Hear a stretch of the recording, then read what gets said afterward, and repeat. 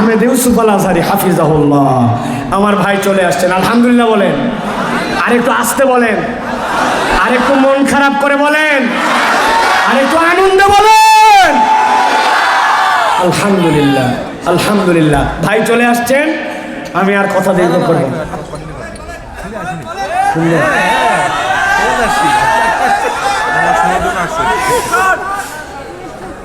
যে বাবা এই যে এরকম করে নাক ধরবি, বাম হাত দিয়ে এরকম করে, আর মুখ ধরবি এরকম করে, তবে যদি আমার দম আটকায় যায় হাতে ঠোকা দিবে। দেখি ওই কতক্ষণ পারে।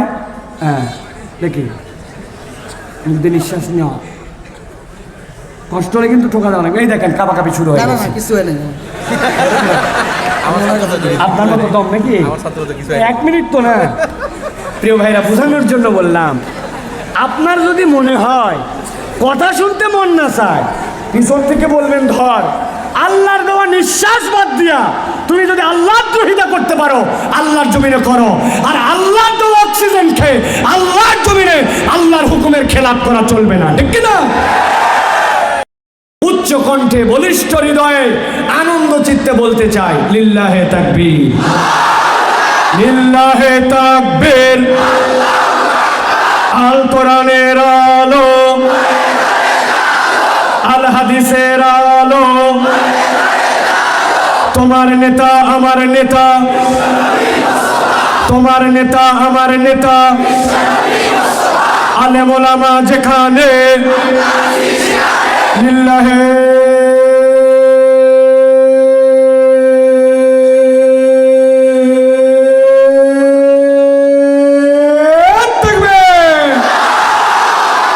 আলহামদুলিল্লাহ। হাত নামান।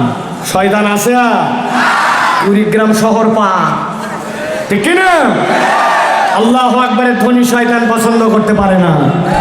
এই জন্য আল্লাহু আকবারের ধ্বনি অনেক নামধারী মুসলমান তাদেরও সহ্য হয় না। আল্লাহু আকবারের স্লোগান কোনো দলীয় স্লোগান নয়, কোনো পার্টির স্লোগান নয়, কোনো গোষ্ঠীর স্লোগান নয়। আল্লাহু আকবারের স্লোগান ইমানদারের স্লোগান। ইমানদারের হৃদয়ে যতদিন পর্যন্ত ঈমান থাকবে এই বাংলার আকাশে আল্লাহু আকবারের স্লোগান চলতেই থাকবে, চলতেই থাকবে, চলতেই থাকবে।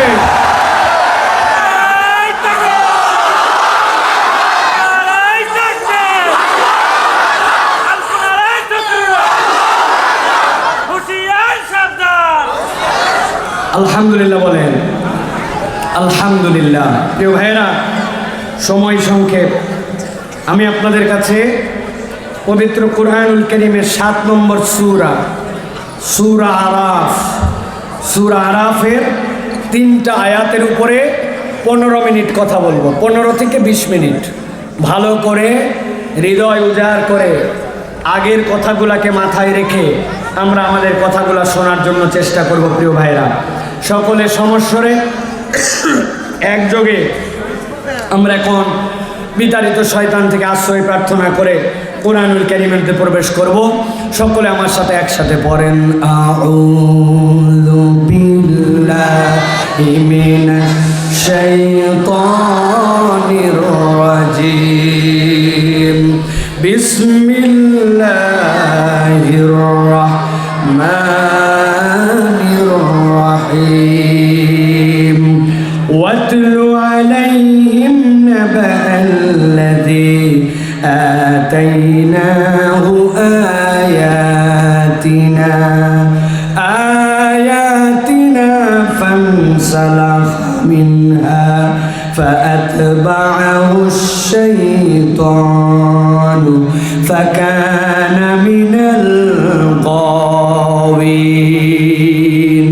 আমার আল্লাহ রাব্বুল আলামিন রাসূলুল্লাহ সাল্লাল্লাহু আলাইহি সাল্লামকে আল্লাহর পক্ষ থেকে নির্দেশ দিচ্ছেন, হে রাসূল, ইব্রাহিম আলাইহিস সালাম যখন খানায় কাবা নির্মাণ শেষ করলেন, এরপরে আল্লাহকে যে বললেন, ওয়া ইয ইয়ারফাউ ইব্রাহিমুল কওয়াইদা মিনাল বাইতি ওয়া ইসমাঈল, খানায় কাবা নির্মাণ শেষ, এরপরে আল্লাহর কাছে বললেন, রব্বুল আলামিন আপনি কবুল করেন, ও রব্বানা তাকাব্বাল মিন্না, আপনি আমাদের পক্ষ থেকে কবুল করেন এইটা।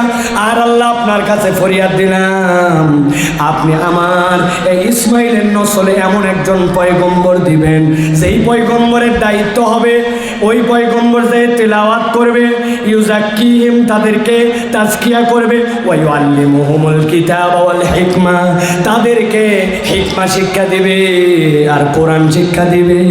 আল্লাহ বলছেন নবী আপনার জন্য আপনার উম্মতের জন্য কিয়ামত পর্যন্ত এই আয়াতের মধ্যে আমি সেরকম কিছু দীক্ষা দিয়ে দিলাম। আল্লাহ রাব্বুল আলামিন বলছেন ওয়াতলু আলাইহিম নাবাল্লাযী আতাইনাহু আয়াতিনা। হে রাসূল আপনি ওই ব্যক্তির কথা আলোচনা করেন, আপনার উম্মতকে জানায় রাখেন ব্যক্তিটার বড় একটা অপরাধ ছিল। আল্লাহ রাব্বুল আলামিন তার কাছে আল্লাহর পক্ষ থেকে নিয়ামত দিয়েছিলেন, আল্লাহর আয়াত দিয়েছিলেন, আল্লাহর পক্ষ থেকে তার প্রতি অনুগ্রহ দিয়েছিলেন। মুফাসসিররা ব্যাখ্যা করছেন, আব্দুল্লাহ ইবনে মাসউদ বলছেন কার ব্যাপারে এখানে কথা বলা হয়। আব্দুল্লাহ ইবনে মাসউদ বলছেন এই ব্যক্তির নাম ছিল বালআম ইবনে আবার, কিন্তু ইবনে আব্বাস বলছেন বালআম ইবনে আবার নয়, বরং উমাইয়া ইবনে আবুল সালতের কথা এখানে বলা হয়েছে। ব্যক্তি যাই হোক, কিন্তু আব্দুল্লাহ ইবনে মাসউদের হাদিসের আলোকে বোঝা যায় হযরত মুসা আলাইহিস সালামের কওমের মধ্যে একজন ব্যক্তি ছিল যে মুস্তাজাবুদ দাওয়া, দোয়া করতে দেরি কবুল হতে দেরি নাই। মুসা আলাইহিস সালাম যখন দাওয়াত নিয়ে আসলেন, মুসার কওমের লোকেরা গেছে, যাওয়ার পরে বলছে শোনো বালআম তোমার কাছে আমি একটা কঠিন দোয়ার আবেদন নিয়ে আসছি। কি দোয়া? বলে মুসা নামে একজন আসছে, সমাজের মধ্যে এসে একইলার দাওয়াত দেয়, সমাজের মধ্যে উল্টো পাল্টা লাগাই দিছে, তুমি দোয়া করো মুসা যেন ধ্বংস হয়। ও বলছে না না না, এই দোয়া তো আমি করতে পারবো না। অনেক করে তাকে বোঝানোর পরেও বলছে না, এই দোয়া করা সম্ভব নয়। শেষে তাকে লোভের ফাঁদে ফেলে দিছে, তাকে বলতেছে শোনো মনে করছো আমাদের সাথে দোয়া চাইতে আসছি, গাধা কোথাকার, আজকে তোমার দোয়া কবুল হয় বলে সবাই তোমার কাছে আসে, 2 দিন পরে সেও আলাদা। একজন দোয়া কবুলকারী ব্যক্তি হলে তোমার কাছে আর কেউ আসবে না, সমাজে কি তোমার আর সম্মান থাকবে নাকি? তোমার ভালোর জন্যই বলতেছি, এক বনের মধ্যে 2 বাঘ রাখতে হয় না, এক বাঘকে বদদোয়া করে শেষ করে দাও। আল্লাহ বলছেন খেয়াল করেন, ওয়াতলু আলাইহিম নাবাল্লাযী আতাইনাহু আয়াতিনা, ওই ব্যক্তিকে আল্লাহর আয়াত দেওয়া হয়েছিল, নিদর্শন ছিল, ফানসালাখা মিনহা, সে পথভ্রষ্ট হয়ে গেল, আল্লাহর আয়াত থেকে সে নিজে সরে গেল। আল্লাহ বলছেন যেই না সরে গেল, ফাআতবাহুশ শাইতান, সাথে সাথে শয়তান তার পিছু নিয়ে ফেলল। একটু আগ পর্যন্ত ছিল আল্লাহর দিকে, কিন্তু আল্লাহর বিধান থেকে আল্লাহর হুকুম থেকে নিজে সরে যাওয়ার কারণে এখন আর শয়তানকে তাকে ধোঁকা দিতে হয় না, বরং শয়তানই এখন তার পিছে পিছে ঘুরতে শুরু করছে। আল্লাহ বলছেন ফাকানা মিনাল গাওয়িন, এমন অবস্থা হলো যার দোয়া করতে দেরি কবুল হতে দেরি নাই, ওই ব্যক্তিটা এরপরে পথভ্রষ্ট হয়ে গেল। আল্লাহ বলছেন এরপরে নবী আপনার উম্মতের কাছে আপনি বলেন ওয়ালাউ শিনা লারাফানাহু বিহা, ওই লোক যদি আল্লাহর বিধানের পক্ষে থেকে যেত, আল্লাহর এই হুকুমকে মানত, আল্লাহ বলছেন ওয়ালাউ শিনা লারাফানাহু বিহা, এর দ্বারা আমি তার মর্যাদা তো আরো বাড়াতে পারতাম। কিন্তু ও অপরাধ করে বসলো 4টা। কয়টা? কথা বলেন, জোরে বলেন, আরেকটু জোরে বলেন। 4টা। 1 নম্বর দুনিয়ামুখী হয়ে গেল, ও আল্লাহর বিধান থেকে নিজেকে সরাই নিল, শয়তান তার অনুগামী হলো। আর আল্লাহ বলছেন ওয়ালাউ শিনাহু লারাফানাহু বিহা ওয়ালাকিন্নাহু আখলাদা ইলাল আরদ, সে তখন দুনিয়াদার হলো, জমিনমুখী হয়ে গেল, দুনিয়া ছাড়া তার আর কোনো টার্গেট নাই। খুলদুন আখলাদা মানে কি? যেই প্রাণীগুলা 4 পাওয়া সবসময় মাঝে মাঝে উপরে উঠলেও সবসময় মুখটা তার নিচের দিকে থাকে, এইটাকে বলা হয় দুনিয়াদারে। ওই ব্যক্তিটা আর কোনো দিকে তাকালো না, আখলাদা ইলাল আরদ, নিরেট দুনিয়াদার হয়ে গেল, দুনিয়ার সাথে যা ইচ্ছা তাই করতে পারে। আল্লাহ বলছেন এটা 3 নম্বর অপরাধ। আর 4 নম্বর অপরাধ তার জন্য ওয়াত্তাবা হাওয়া, সে তার অন্তরকে ইলা বানায় নিল, মন যা চায় ওই বান্দা তাই করে। এই 4 অপরাধ, 1 নম্বর আল্লাহর বিধান থেকে সরে যাওয়া, 2 নম্বর শয়তানের অনুগামী হয়ে যাওয়া, 3 নম্বর ওই ব্যক্তিটা জমিনমুখী হয়ে গেল, মানে নিরেট দুনিয়াদার, দুনিয়ার জন্য যা করা লাগে তাই করতে পারে, হালাল হারাম কিচ্ছু বিবেচনা করে না। আর 4 নম্বর, মন পছন্দ জিন্দেগি, আল্লাহ কি বলছে সেটা পরের বিষয়, অন্তর যেটা তার টানে ওইটাই কেবল করে। আল্লাহ বলছেন এই 4 অপরাধ হওয়ার কারণে আমি আল্লাহ ওই ব্যক্তি এবং এই সকল দুষ্ট যারা আছে, এই সকল দোষ যারা আছে, তাদেরকে আমি একটা প্রাণীর সাথে উদাহরণ দিয়েছি। আল্লাহ বলছেন এই ব্যক্তির উদাহরণ কিরকম? আল্লাহ বলছেন ফামাসালুহু কামাসালিল কাল ইন তাহমিল আলাইহি ইয়ালহাস আও তাতরুকু ইয়ালহাস যালিকা মাসালুল কওমিল্লাযীনা কাযযাবু বিআয়াতিনা। আমার আল্লাহ বলছেন ও দুনিয়ার মানুষ, যার মধ্যে 4টা রোগ আছে, আমি আল্লাহ বললাম এই ব্যক্তিটা কুকুরের মতো। কার মতো? মুখ দিয়ে বলেন। কেন কুকুরের কথা আল্লাহ বললেন? চিন্তা করছেন কুকুর অনেক নিকৃষ্ট প্রাণী, অনেক খারাপ প্রাণী, তাই জিনা অনেক সময় মানুষের থেকেও কুকুর বিশ্বস্ত হয়, আছে না? সারা জীবন একটা মানুষকে ফেভার করে গেলেন, কিন্তু জায়গা মতো সুযোগ পাইছে আপনার বুকের মধ্যে ছুরি চালাই দিয়েছে, আছে না? আপনার সকল কৃতজ্ঞতা ভুলে গেছে, কিন্তু কুকুর এই জন্য আল্লাহ বলেন নাই। আমি একদিন আমার বাড়ির সামনে চায়ের দোকান আছে, চায়ের দোকানে চায়ের অর্ডার দিয়েছি, চা খাবো। আমার আবার বিস্কুট সুবাই চায়ের মধ্যে খাওয়ার অভ্যাস। সব বিস্কুট না, 2 টাকা দামের একটা প্যাকেট পাওয়া যায়, 5 টাকা দাম হয়েছে এখন এনার্জি বিস্কুট, আছে না? এনার্জি বিস্কুট একটা কিনছি, কেনার পরে খুলে চায়ের মধ্যে ডুবাইছি। এর মধ্যে একজন, হ্যাঁ সাইফুল্লাহ ভাই আসসালামু আলাইকুম। ওয়ালাইকুম আসসালাম, কেমন আছেন?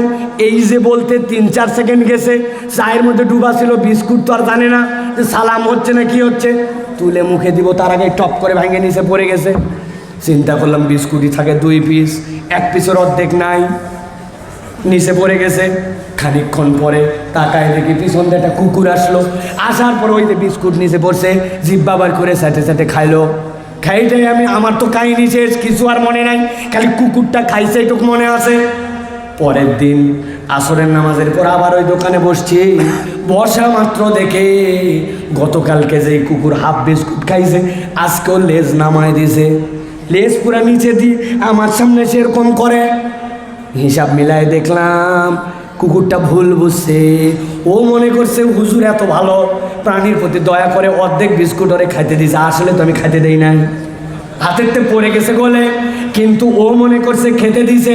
এই কৃতজ্ঞতার বোধে পরের দিন আসার পরেও লেজ নামায়া আসে আমাকে কৃতজ্ঞতা জানায়। অনেক মানুষের মধ্যে 1000 উপকার করার পরেও এইটুকু কৃতজ্ঞতা বোধ না। আমার আল্লাহ রাব্বুল আলামিন বলছেন, কথা শেষের দিকে খেয়াল করেন, ফামাসালুহু কামাসালিল কালব। আল্লাহ বলছেন যারা এই 4টা দোষে দুষ্ট হবে, 1 নম্বর নিরেক দুনিয়াদার, দুনিয়া ছাড়া কিচ্ছু বোঝে না, হালাল হারাম বিবেচনা করে না। 2 নম্বর ওই ব্যক্তিটা এই দুনিয়ার বুকে আল্লাহর বিধানকে পাশ কাটায়। 3 নম্বর শয়তানের অনুগামী। আর 4 নম্বর তার মনকে বানাইছে ইলাহ। আমার যেমন চাই আমি তো বুঝি, নামাজ ভাল লাগে, রোজা ভাল লাগে, হজও ভাল লাগে, কিন্তু যদি বলা হয় আল্লাহর দেওয়া প্যানাল কোডে তো চোরের বিচার আছে, আল্লাহর দেওয়া বিধান অনুযায়ী তো কেউ যদি জেনা করে জেনাকারের বিচার আছে, আল্লাহর দেওয়া বিধান অনুযায়ী কেউ যদি দেশের টাকা হাওয়া করে দেয়, ব্যাংক লুট করে ফেলে, তারও বিচার আছে। আসেন আমরা ওই বিচার করে, উনি বলবে বাপরে বাপ এই বক্তার তো আগে চিনিনি, এটা তো দলীয় বক্তা, আছে না? আমাদের কোনো দল নাই, আমাদের দল হচ্ছে আল্লাহর দল, ঠিক কি না? আমার আল্লাহ রাব্বুল আলামিন বলছেন, গভীর মনোযোগ দেন, আল্লাহ বলছেন ফামাসালুহু কামাসালিল কালব ইন তাহমিল আলাইহি ইয়ালহাস আও তাতরুকুহু ইয়ালহাস যালিকা মাসালুল কওমিল্লাযীনা কাযযাবু বিআয়াতিনা ফাকসুসিল কসাস লাআল্লাহুম ইয়াতাফাক্কারুন।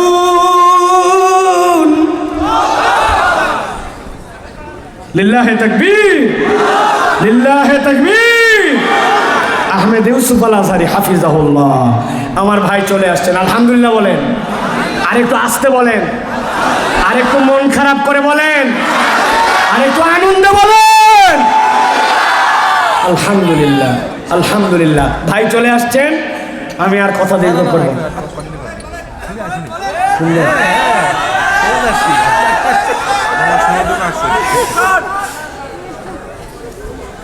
ভালো করে খেয়াল করেন, আল্লাহ রাব্বুল আমিন বলছেন ফামাসালুহু কামাসিলিল কালব, এই লোকের উদাহরণ কুকুরের মতো। কার মতো? মুখ দিয়ে উচ্চারণ করে বলেন, কার মতো? আরেকবার বলেন, দাঁড়ায় আছেন যারা বলেন। তাহলে কুকুরের কথা আল্লাহ কেন বললেন? আল্লাহ নিজেই ব্যাখ্যা করছেন। আল্লাহ বলছেন ফামাসালুহু কামাসালিল কালব ইন তাহমিল আলাইহি আলহাস আও তাতরুকু আলহাস। কুকুরের পিঠে কেউ বোঝা চাপায় না, তবে কেউ যদি কুকুরকে বোঝা দেয় তবুও সে হাঁপায়, আর তাকে যদি ছেড়ে দেন তারপরেও সে হাঁপায়। কুকুর স্বভাব চরিত্রতেই অস্থির আর হাঁপানো চরিত্র, ঠিক না? রাত্রেবেলা শুয়ে আসে, দেখবেন কোনো কাহিনী নাই, কিন্তু শুয়ে থাকার পরেও জিহ্বা বের করে আর লেজটা মাঝে মাঝে নড়ায়, আছে না? তার মানে ওরে কেউ দাবরানি দিলেও সে হাঁপায়, আবার সে যখন বসে থাকে তখনও হাঁপায়। সায়েন্টিস্টরা বলছেন এর কারণ কি? তাফসীরের মধ্যে তো আছে, বিজ্ঞানের ব্যাখ্যাটা শোনেন। বিজ্ঞানীরা যারা কুকুর নিয়ে গবেষণা করেছেন তারা বলছেন কুকুরের নাকের মধ্যে আল্লাহ আলাদা ধরনের কিছু লিকুইড দিছেন, যেটা দিয়ে ঘ্রাণ শক্তি তার অনেক অনেক প্রখর। ওই লিকুইড থাকার কারণে তার নোসাল যে চ্যানেল, ওই চ্যানেলটা সবসময় ভেজা থাকে। ওইটা দিয়ে যে পরিমাণ অক্সিজেন নিয়ে ওর শ্বাসতন্ত্রের জন্য দরকার, ওটা সাফিসিয়েন্ট হয় না, এই জন্য মুখ দিয়েও নিঃশ্বাস নিতে হয়। আর দুনিয়াতে যে সকল প্রাণী মুখ দিয়ে নিঃশ্বাস নেয় তারা স্থির চরিত্রের হতে পারে না, তারা হাঁপায়। আল্লাহ বলছেন ও দুনিয়ার মানুষ ভালো করে বোঝো, ফানসালাকা মিনহা, আল্লাহর বিধান থেকে যদি দূরে সরে যাও, ওয়াত্তাবা হাওয়া, আর যদি তুমি নিজের মন পছন্দ জিন্দেগি বানাও, আল্লাহ রাব্বুল আমিন বলছেন এরপরে দুনিয়ার বুকে যদি তুমি তোমার চরিত্রের মধ্যে আখলাদা ইলাল আর, জমিন আর দুনিয়াদার, নিরেট দুনিয়াদারি ছাড়া তোমার কোনো চরিত্রই নাই, আর ফাতবাহু শাইতান, শয়তানের অনুগামী হও, এই চার চরিত্র যদি তোমার হয়, তোমার দুনিয়া আখেরাত আল্লাহ কুকুরের জিন্দেগির মতো অস্থির বানায় দিবে। টাকা হবে অনেক, ঘুম হবে না, পয়সা হবে অনেক, নিরাপত্তা পাবে না, বউ পাবে হয়তো একটা সুন্দরী দেখছে, কিন্তু জ্বালাতনের শেষ থাকবে না। কত মানুষ আছে বিরাট বড় বিল্ডিং, অনেক বড় ইন্ডাস্ট্রি, সব জায়গায় রং করে, কিন্তু এক জায়গায় অল্প হালকা হালকা রং লাগায় রাখে। ঘটনা কি? মুছে দিয়ে দেখবেন ওখানে লেখা আছে এই সম্পত্তিটি এবং যাবতীয় ইন্ডাস্ট্রি অমুক ব্যাংকের কাছে দায়বদ্ধ। ভাব দেখায় 1000 কোটি, কিন্তু সব টাকা ব্যাংকের, আছে না? ঘুম হয় না, কেমনে সুদের টাকা শোধ দিবে, কেমনে এই টাকার লোন জমা দিবে, ঘুম হয় না। ঘুমের ওষুধ খাইতে খাইতে ডাক্তার বলছে খবরদার, আর বেশি খাইলে কিন্তু হার্ট ফেল করে যেতে পারেন। এও এক লোক, কোটি টাকা দামের বাড়ি, লাখ টাকা দামের খাট, টোনার বিছানা, কিন্তু ঘুম নাই। আরেকজন লোক কাউরান বাজার ঢাকা, সময় রাত্রি 3টা, মাথার মধ্যে এত বড় টুকরি, বড় বড় ট্রাক। আমাদের কুড়িগ্রাম, আমাদের এই যে উত্তরাঞ্চলের সবগুলা সবজি নিয়ে ঢাকায় যাবে, নামানোর পরে বড় ট্রাক থেকে ছোট ট্রাকে তুলে দিবে। কিন্তু ওই দিন যমুনা সেতুতে জাম বেঁধে গেছে, ট্রাক ঢুকতে পারে নাই। বেচারি কি করবে? 700-800 টাকা তার রাত্রে কামাই হয়। সাথে সাথে কোমর থেকে গামছা টান দিয়ে খুলছে, খোলার পরে আইল্যান্ডের মধ্যে টুকরির কোনার মধ্যে ভাঁজ করে দিয়ে দিছে। ওইদিকে 22 টনের ট্রাক, এদিকে উনি আছে কিনা? সুতরাং প্রিয় ভাইরা, টাকা দিয়া পয়সা দিয়ে দুনিয়াদার হয়ে আল্লাহ দ্রোহিতা করে প্রকৃত সুখ খুঁজে পাওয়া যায় না। আল্লাহ রাব্বুল আমিন বলছেন ফাকসুসিল কসাস লাআল্লাহুম ইয়াতাফাক্কারুন। ও আমার হাবিব, আপনি এই গল্পগুলো আপনার উম্মতের কাছে করেন, কত বানোয়াট গল্প করে, কিন্তু এই গল্প থেকে আপনার উম্মত যদি একবার শুধরায় যায়, এই কোরআনের আয়োজন সফল হয়ে যাবে। এই জন্য আমি আপনাদের কাছে 2 পর্বের যতগুলো আয়াত বলেছি, 30টার অধিক কোরআনের আয়াত, এইগুলা সামারি 2 পর্বে। 1 নম্বর, কোরআনের পক্ষে থাকতে হবে, কোরআন শুনতে হবে, কোরআন শুনলে আমাদের উপকার, এইটা অন্তরে ঈমান রাখতে হবে, ঠিক কি না? আল্লাহ কোরআনে বলছেন ফাযাক্কির ফাইন্না যিকরা তানফাউল মুমিনিন। কি উপকার তুমি জানো না, জানো না? কার জানি রিজিকের টানাটানি, কার যেন পড়া মুখস্থ হয় না, কার জানি ভবিষ্যতের টেনশন, কার যেন জমি নিয়ে কেস, কার জানি মাটা অসুস্থ, কার জানি ডাক্তার দেখানোর পরে শরীর ভালো হয় না। আল্লাহ আলাদা করেন নাই ফাযাক্কির ফাইন্না যিকরা তানফাউল মুমিনিন। এর মধ্যে ঈমানের উপকার আছেই আছে। অতএব কোরআন শুনলে মানলে লাভ আছে। আর হৃদয় কোরআন দিয়ে পরিবর্তন না করলে আল্লাহর কাছে কোনো দাম নাই, ঠিক না? আর দ্বিতীয় পর্বে বলেছি 4টা দোষ থেকে বেরিয়ে যেতে হবে। 1 নম্বর, পণ্ডিতি করে, মাতব্বরি করে, ফুটানি করে, বেশি বুঝে কখনো আল্লাহর বিধানের বিরোধিতা করা যাবে না, ঠিক না? 2 নম্বর, শয়তানের অনুগামী হওয়া যাবে না। শয়তানের পথ আপনি কখনো গ্রহণ করতে পারেন না। 3 নম্বর, নিরেট দুনিয়াদার হওয়া যাবে না। দুনিয়ার ফাঁকে ফাঁকে আখেরাত করে আছে না? কথা বোঝেন নাই মনে হয়, ছোট কথা ভার কথা। দুনিয়ার ফাঁকে ফাঁকে আখেরাত করেন না, না আখেরাতের ফাঁকে আমাদের দুনিয়া, ঠিক না? লাস্ট উদাহরণ দিয়ে শেষ করব, এটা চিরজীবনের জন্য মনে রাখবেন। দুনিয়া আমার লাগবেই, কিন্তু কত দূর পর্যন্ত এইটা মাথার মধ্যে আপনাকে ইনস্টল করে নিতে হবে। এক মাঝি মাছ ধরে আবার নৌকা চালায়। সে বিবেচনা করে দেখছে, আরে পানি তো আমার সব, পানি না থাকলে নৌকা ভাসে না, পানি না থাকলে মাছ ধরতে পারবো না। ওই জন্য পানির প্রেমে পড়ে গেছে। I love you water. একজন বলছে তুই কথায় কথায় পানি পানি করিস, পানি তোর জীবন, পানি খাওয়াই, পানি আমার সব, পানি না থাকলে নাও ভাসাবো কোথায়, পানি না থাকলে মাছ ধরবো কোথায়? পানির প্রেমে মোহাব্বত। বলছে বেকুব কোথাকার, মোহব্বতের জিনিস অত দূরে রাখলে হয় কিনা? তুই বসে থাকিস এই জায়গায় বইটা ধরে, পানি কত নিচে, বলে কী করা লাগবে? ধর শাবল, নৌকার নিচে ফুটা করে দে, পানির সাথে তোর মিলন হবে। ওই বেকুবর কথা শুনে নৌকার তলা ফুটা করে দে, বলছে আই লাভ ইউ ওয়াটার, এতদিন পরে তোমার আমার মিলন হবে। বুঝে থাকলে বলেন তো, এই মিলন হবে নাকি ডুবে যাবে? মিলন হবে না ডুবে যাবে? উদাহরণটা মাথার মধ্যে নিয়ে রাখবেন। এই যে অন্তরের কথা বললাম, শিফাউল লিমা ফিস সুদূর, দুনিয়া লাগবে, কিন্তু কখনো অন্তর ফুটা করে দুনিয়া ঢুকায় ফেলা যাবে না। এই বোঝ যদি থাকে, আর 4টা অপরাধ, নিরেট দুনিয়াদার হব না। আমার অন্তর যা বলে তা নয়, আমার আল্লাহ বলছে ফজরে উঠা লাগবে, আমাকে উঠতে হবে, ঠিক না?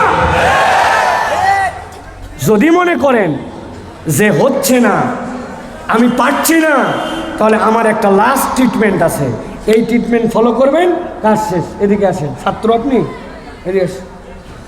তখন কি করবেন? বুদ্ধি শিখাই দিন। যে কোনো একজনকে বলবেন, বাবা মানুষ খায় 2 দিক দিয়ে। কয় দিক দিয়ে? মুখ দিয়ে আর নাক দিয়ে। মুখের খাওয়া কামাই করে বাজার করে খান, অক্সিজেন আল্লাহর দেওয়াটা। করোনার সময় আইসিইউতে ছিলাম 7 দিন। আমার আব্বা ছিল অসুস্থ। 7 দিনের পরে অনেক বিল দেওয়া লাগছে, কিন্তু 69,000 টাকা আসছে অক্সিজেনের বিল। বলবেন তোমার আল্লাহর কথা যেহেতু শুনতে মন চায় না, পিছনে যে কোনো একজনকে ডাক দিয়ে বলবেন যে বাবা এই যে এরকম করে নাক ধরবি, বাম হাত দিয়ে এরকম করে, আর মুখ ধরবি এরকম করে। তবে যদি আমার দম আটকায় যায়, হাতে ঠোকা দিবে, দেখি ওই কতক্ষণ পারে। হ্যাঁ দেখি, মুখ দিয়ে নিঃশ্বাস নেওয়া, কষ্ট হলে কিন্তু ঠোকা দেওয়া লাগবে। এই দেখেন কাঁপাকাঁপি শুরু হয়ে গেছে। আপনার মতো দম নাকি? 1 মিনিট তো না।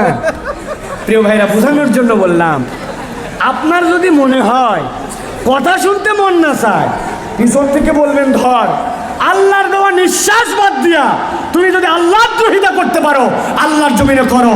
আর আল্লাহর দেওয়া অক্সিজেন খেয়ে আল্লাহর জমিনে আল্লাহর হুকুমের খেলাপ করা চলবে না, ঠিক কিনা? এই ঈমান আপনাকে মজবুত করতে হবে। এটা যদি ঠিক হয়, ইনশাআল্লাহ আল্লাহ আমাদেরকে দুনিয়া আখিরাতে কল্যাণ দান করবেন। আল্লাহ আমাদেরকে কোরআনের পক্ষে থাকার তৌফিক দান করেন, আল্লাহুম্মা আমিন।